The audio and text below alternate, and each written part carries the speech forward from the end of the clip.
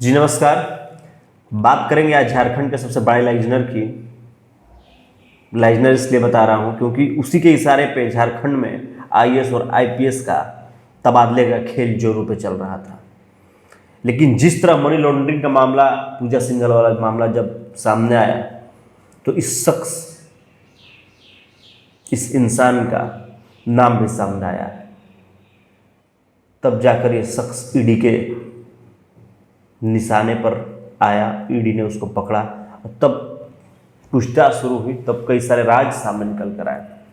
जी हाँ, मैं बात करने जा रहा हूँ प्रेम प्रकाश की, जो कि ब्यूरोक्रेसी में सबसे बड़ा लाइजनर झारखंड का माना जाता है। आखिर कैसे लाइजनर बना, प्रेम प्रकाश था कौन, कहाँ से आया, कैसे अपने कैरियर की शुरुआत की, सारी बिंदुओं पर हम बात करेंगे। लेकिन सबसे पहले हम आपको बता दें कि प्रेम प्रकाश का मुख्य व्यवसाय क्या था और कहाँ से आया था। चूँकि प्रेम प्रकाश बिहार का रहने वाला था, बिहार के एक रोहतास जिले का रहने वाला था, सासाराम,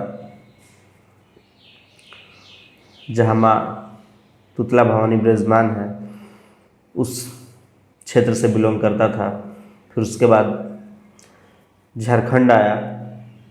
झारखंड में वो एक अंडा पोल्ट्री फार्म व्यवसायी का काम शुरू किया। काम तो ठीक चल रहा था प्रेम प्रकाश का, लेकिन सबसे बड़ी बात तब आती है प्रेम प्रकाश की, क्योंकि कोई जानता तक नहीं था कि प्रेम प्रकाश था कौन। लेकिन आज सबके जुबान पे नाम है प्रेम प्रकाश। मुझे प्रेम प्रकाश की बात इसलिए करनी पड़ गई क्योंकि कुछ दिन पहले खबर चली थी प्रेम प्रकाश के ऊपर, जब ईडी की पूछताछ चल रही थी, जब ईडी की गिरफ्त में प्रेम प्रकाश था, जब ईडी के सवालों के जवाब दे रहा था, तब उस समय एक खबर चल रही थी। पूर्व झारखंड डीजीपी एमवी राव से क्या कनेक्शन था प्रेम प्रकाश का, प्रेम प्रकाश का कनेक्शन बताया जा रहा था। लेकिन वही चर्चा मैं आज करने जा रहा हूँ, क्योंकि कोई कनेक्शन इसका पूर्व झारखंड डीजीपी एमवी राव के साथ नहीं था। क्योंकि झारखंड के लॉ एंड ऑर्डर के पूरा जिला प्रशासन के मुखिया, लेकिन सवाल, खबर चली थी कि आखिर उसको गनर मिला कहाँ से था, तमाम तरह के मुद्दे थे। लेकिन अब बात करते हैं उसके कैरियर से कि कैसे उसने झारखंड में आके अपना कदम रखा और कैसे अंडे व्यवसाय से एक शराब माफिया बना, शराब माफिया के बाद सीडी तस्कर बना। तमाम तरह की इन्वॉल्वमेंट में उसका हाथ है, क्योंकि अंडा बेचने के बाद कहीं ये भी सामने आया कि वो पत्रकारिता भी करता था। उसके बाद एक आईएएस से उसका संबंध बना, आईएएस के साथ उठना बैठना हुआ। फिर उसके बाद जेल के सलाखों के पीछे भी गया ये प्रेम प्रकाश। फिर बाहर आने के बाद फिर लाइजनिंग का काम स्टार्ट कर दिया। और लाइजनिंग भी ऐसा, लाइजनर भी ऐसा कि इसके सामने लाइजनिंग करने वाला अब कोई नहीं। इल्ज़ाम भी लगता है कि 5 गनर अवैध लेके चलता था। आखिर किसके इशारे, किसके कहने पर इसे 5 गनर दिए गए थे? इसके तार पूर्व झारखंड डीजीपी एमवी राव से जुड़े जा रहे थे। लेकिन ये बेबुनियादी है, मैं ये साबित कर दूंगा आज कि अंडा बेचने वाला यहाँ तक कैसे पहुँचा। ये भी आरोप है कि तमाम अफसरों का पैसे के लेन देन भी यही करता था। हर जगह इसका इन्वॉल्वमेंट था, खनन से लेके, माइन से लेके, कोयलिंग से लेके, लोहे के स्क्रैप से लेके, तमाम चीज़ों में इसका इन्वॉल्वमेंट था। लेकिन जब मैं इस पर स्टडी किया तो मुझे पता चला कि काफ़ी था। एक बहुत पुराना मामला भी इसके ऊपर आया था। लालू यादव के मोबाइल चोरी का भी आरोप इसके ऊपर लगा था। तो इसकी पूछताछ और ये ईडी के निशाने पे आया मनी लॉन्ड्रिंग के मामले में। पूजा सिंघल का करीबी माना जाता था ये। तब जाके प्रेम प्रकाश को ईडी ने अपने गिरफ्त में लिया और पूछताछ जारी की। इसका साठ घाट ब्यूरोक्रेट्स में ही नहीं बल्कि राजनेताओं में भी इसका अच्छा खासा पैठ इसने बना लिया था, क्योंकि अंडा बेचने के बाद शराब का व्यापार भी करने लगा और अच्छा खासा सरकारी शराब का ये बिजनेस करने लगा, जिसमें अभी तक इसके ऊपर 7 करोड़ का बकाया भी है। लेकिन बकाया रेवेन्यू वसूलने के लिए कोई वसूलने वाला विभाग इसके यहाँ नहीं जाता है, मौन है, चुप है। वही किसी अगर आम व्यक्ति के ऊपर अगर 20,000 का भी कर्ज हो तो सरकार छोड़ती नहीं है उसे। अगर एक किसान 50,000 का अगर कर्ज ले ले तो उसे आत्महत्या करने पर मजबूर कर दिया जाता है। लेकिन इस प्रेम प्रकाश के ऊपर 7 करोड़ का बकाया रेवेन्यू चल रहा है, लेकिन फिर भी सरकार चुप्पी साधे बैठी हुई है। तो ये ऐसे अमीरी गरीबी का खेल है। लेकिन सबसे बड़ी बात है कि आखिर एक अंडा बेचने वाला, एक बिहार का रोहतास जिले का, झारखंड में आके बड़ा शराब माफिया बन गया, सीढ़ी तस्कर बन गया, सबसे बड़ा लाइजनर बन गया। इसके इशारे पे आईएएस और आईपीएस का तबादला होने लगा। पैसे इसने बहुत कमाए, नो डाउट पैसे काफ़ी इसने कमाए अपने इस अभी तक के जीवन में। लेकिन अभी फ़िलहाल नेपाल कहीं रह रहा है, उसकी सूचना सामने आ रही है। सूत्रों के मुताबिक जब ईडी ने इसको पूछताछ की तो इस बात में जानकारी मिली कि प्रेम प्रकाश कई बड़े टेंडर भी मैनेज करवाता था।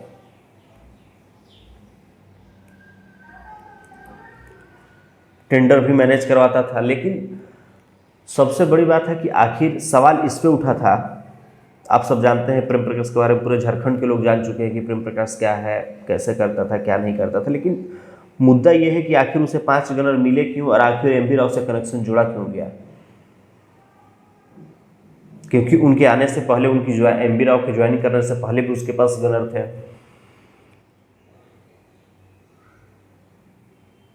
तो आखिर उसको गनर बॉडीगार्ड देने में आखिर किसकी संलिप्तता थी, और वो भी AK-47 वाले बॉडीगार्ड, जो कि आप तस्वीरों में देख रहे होंगे किस तरीके से उसके साथ उसके बॉडीगार्ड हमेशा चल रहे हैं।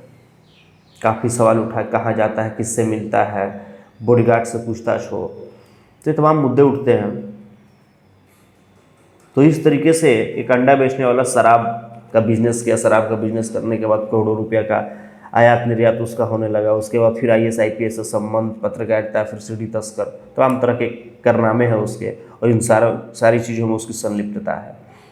अभी कई जगहों से मुकदमे दर्ज है, दुमका, धनबाद, बोकारो, काफ़ी 6-7 जिले हैं जिसके जहाँ से कि इसके ऊपर मुकदमे दर्ज है। अभी तक उस मुकदमे की FIR की कॉपी हमारे हाथ में ही लगी है, बहुत जल्द लगने वाली है। लेकिन सबसे बड़ा इसका हाथ, सबसे बड़ा पैसा इसने कमाया माइनिंग, कोयले और स्क्रैप के काम से। इतना पैसा इसने कमाया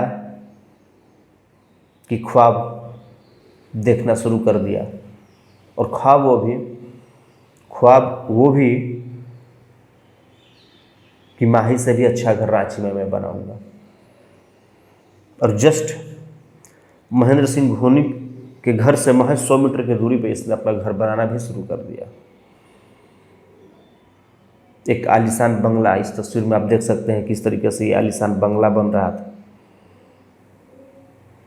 खुद रहता था रेंट पे, रेंटेड रांची में रेंटेड फ्लैट पर रहता था, लेकिन एक आलीशान बंगले का मालिक होने जा रहा था वो, जो कि करोड़ों की लागत से बन रहा था वो। ठीक उसी तरह रोहतास, सासाराम में भी स्टेट बैंक कॉलोनी में, फजलगंज है एक जगह, फजलगंज स्टेट बैंक कॉलोनी में, वहाँ पे इसने अपना मकान बनाया।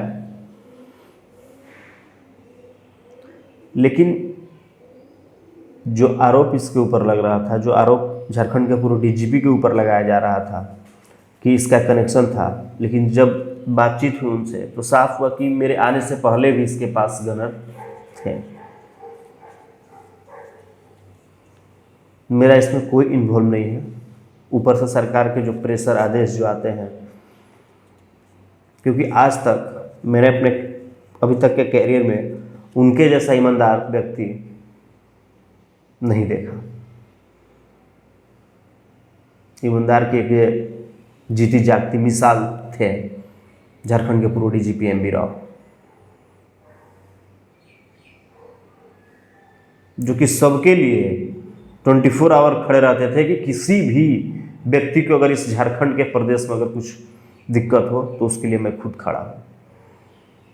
लेकिन कुछ दिनों तक ही इस प्रदेश को चला पाए, इस प्रदेश की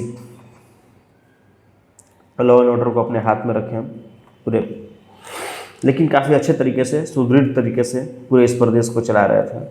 लेकिन सबसे बड़ी बात ये आती है कि प्रेम प्रकाश अपने ही शराब दुकान को बिना पैसे से कैसे चला रहा था? आखिर सरकार को रेवेन्यू नहीं दे रहा था, फिर भी उसका चल रहा था। एक है, अब मैं आपको बता दूं, जिसमें दस्तावेज छुपे हुए हैं। ओटेन एफएलएक्स खुदरा दुकान की जांच के दौरान दिल्ली बिक्री पंजी में गड़बड़ी पाई गई थी इसकी। फिर उसके बाद सरकार के स्टॉक में पाया गया अंतर, शराब का जो स्टॉक आता है उसमें भी अंतर पाया गया। लेकिन इस सब में किन लोगों ने इसका साथ दिया? क्योंकि इस प्रेम प्रकाश के राज का पर्दाफाश सिर्फ इतने में ही नहीं होता है, बल्कि दस्तावेज जो हुए उसमें कई नाम भी शामिल हैं, जो प्रेम प्रकाश के साथ किन लोगों ने शराब की दुकान में महंगी शराबों को गैप करने में उसका साथ दिया। राजदीप पिस्का मुर्राची, गौरव पिता जनार्दन सिंह 42 एजी कॉलोनी कुडरू में इनका घर है। अनिल कुमार झा पिता महेश झा हरमू रांची में।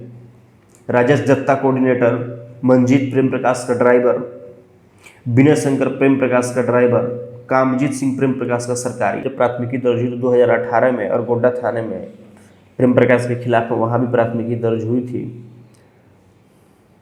लेकिन सबसे महंगी शराब पीने का वो शौकीन था और अधिकारियों को भी पिलाया करता था, ये मामला सामने आ रहा है।